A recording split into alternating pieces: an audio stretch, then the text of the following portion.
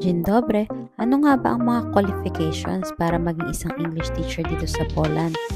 Unang-una, kailangan meron kang bachelor's degree. Not necessarily na dapat education graduate ka. Pero kung gusto mo magkaroon ng competitive salary, mas okay kung education graduate ka.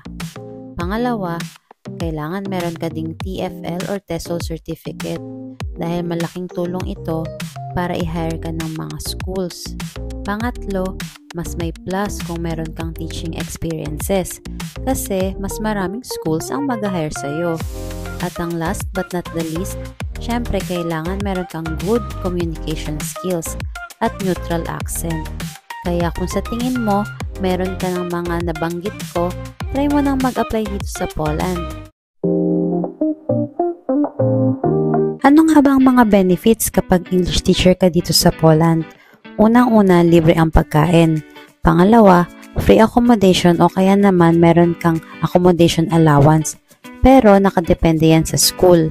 Pangatlo naman, kung 26 years old ka and below, tax-free ang sahod mo, meaning buo mong makukuha ang sahod mo.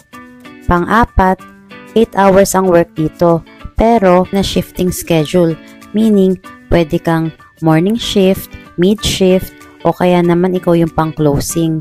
Pang-lima, mostly walang overtime dito, kaya pagtapos ng work mo, uwi na. At ang last but not the least, paid ang vacation leave, pero depende yan sa seniority mo.